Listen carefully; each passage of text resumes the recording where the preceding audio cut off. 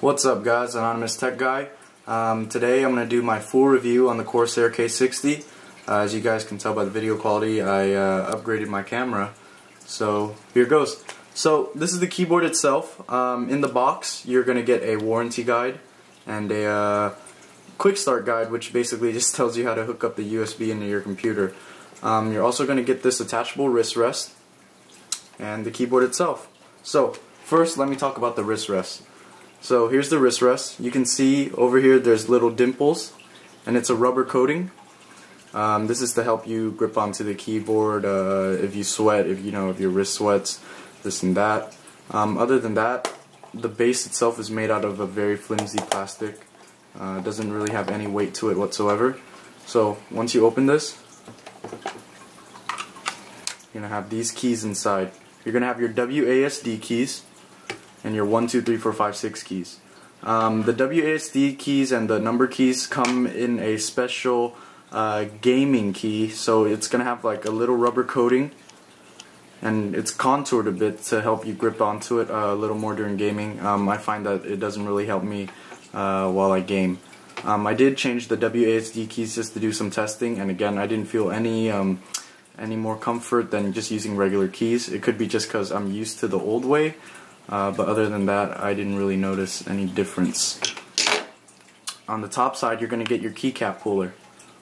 Everything's hidden nice and easy into the wrist rest, so that's good. And let me show you guys how to replace the keys. So, you take out this.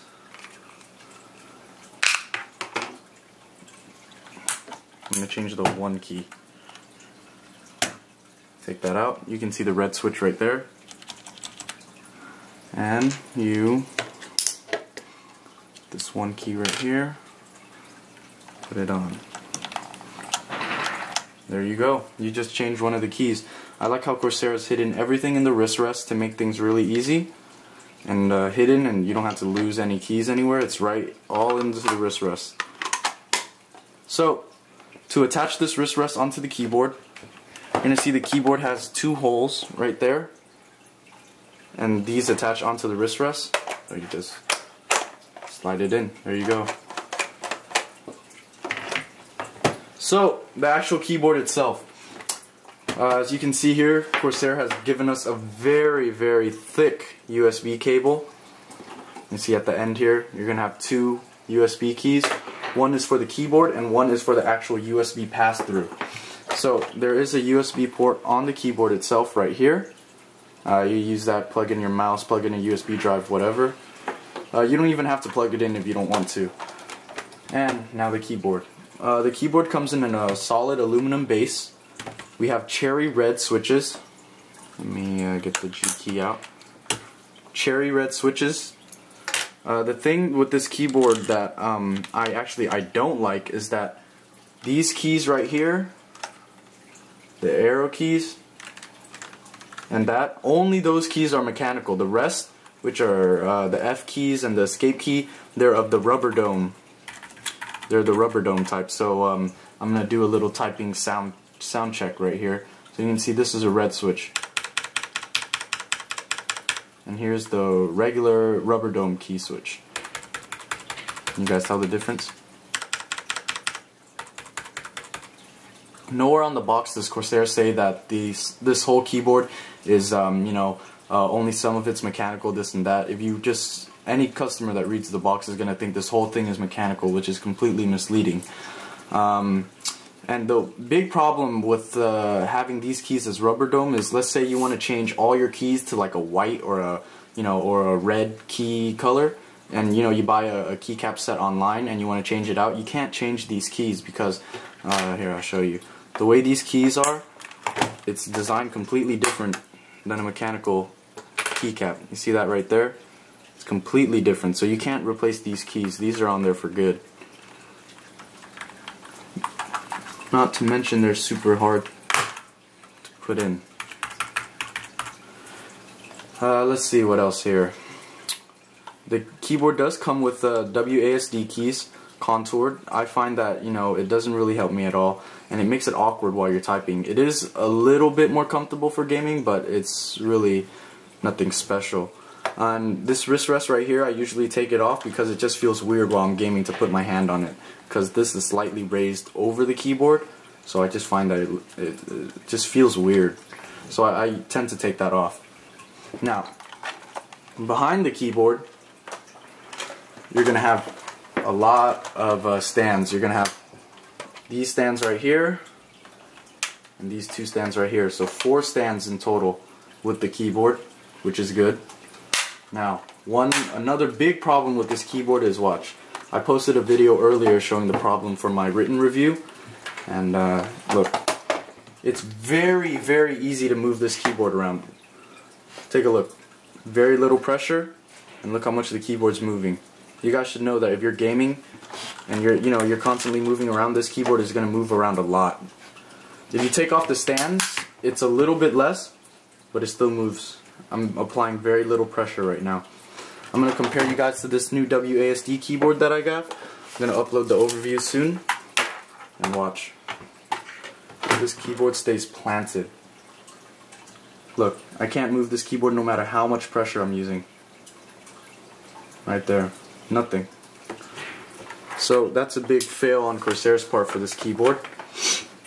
You are going to have some media keys on the keyboard itself. You're going to have a Windows lock button. Press that, the Windows key no longer works, which is great for gaming. You're going to have a volume scroll wheel, mute button, play pause, next, previous, stop button. Awesome. Cheap keyboard relatively, and you're going to have media keys, which is a great addition. Now, the thing this keyboard has, let's say, the most praise on is that it's open design. As you guys can see right here, it's a completely open design, so very easy to clean.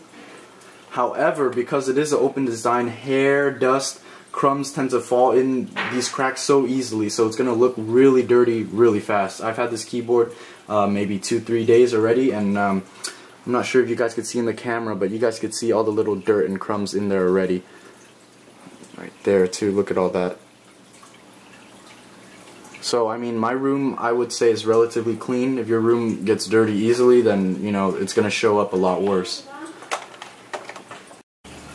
So, to sum up this review, I'm going to go over the pros and cons of the keyboard. Pros. Cheap keyboard, $100. You're going to get a USB port on the back of the keyboard, which a lot of mechanical keyboards don't even have. You're going to get Cherry MX Red switches, which are pretty rare switches. However, now of course they're back into production, so a lot of keyboards have them now. But you're going to get red switches. Let me do a little typing. Red switches. You're going to get media keys.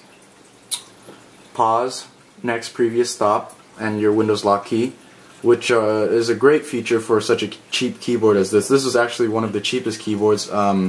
The Black Widow is a little cheaper, but this has a much cleaner design. You're going to get a wrist rest. You're going to get WASD 1, 2, 3, 4, 5, 6 contoured keys. You get a unique open design. And those are the pros. The cons, however, is that the wrist rest is very obtrusive to me.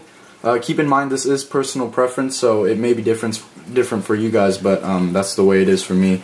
The WASD keys that they give you don't really help much, as well as the number keys that they give you. I find that I prefer just having it flat and regular. The open design of the keyboard does leave much to be desired. It gets dirty very easily. Let's see what else here. The keyboard moves around extremely easily, which is not great for gaming. And I mean, other than that, those are pretty much the pros and cons. Oh, another con is that it's not fully mechanical. Only the the main keys are mechanical. The escape and F function keys are not mechanical. So if you wanted to, let's say, change the color of all the keycaps by a custom keycap set online, you would have to stick with the black color, which kind of sucks. And I mean, that's it. I'm gonna do a quick sound test of the keyboard. I have the Black Widow. I have the WASD keyboard right here, which employs brown switches. Let me get the Black Widow real quick, and we'll do a quick sound check. Alright guys, so I'm going to do a quick sound test of 3 Cherry MX switches for my Corsair K60 review. I'm gonna upload just this little segment as a separate video as well for those who don't want to watch the complete review. So let's start with the Black Widow. We have blue switches, which are the loudest switch. Very loud. This keyboard is fully mechanical, and I'm going to type a quick little sentence.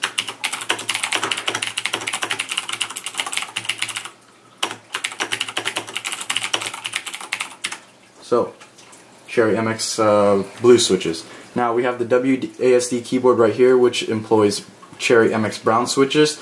These are known as a little hybrid between the blue and the blacks. It's a lot quieter than the blues, but a little bit louder than the blacks. Great for typing. A lot of professional StarCraft 2 gamers use the brown switch.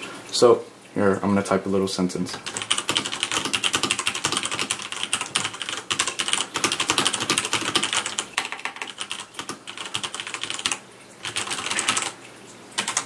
Alright, now we have the Corsair K60 Cherry MX red switches.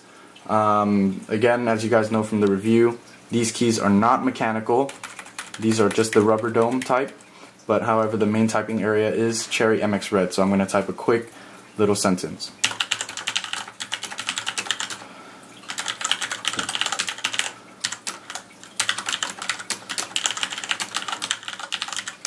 So there you guys have it, my full review of the Corsair K60, and as well as a little quick sound test between the three Cherry MX switches. We have the blue, the brown, and the red. Personally, I prefer the brown. Anyways, Anonymous Tech Guy, peace.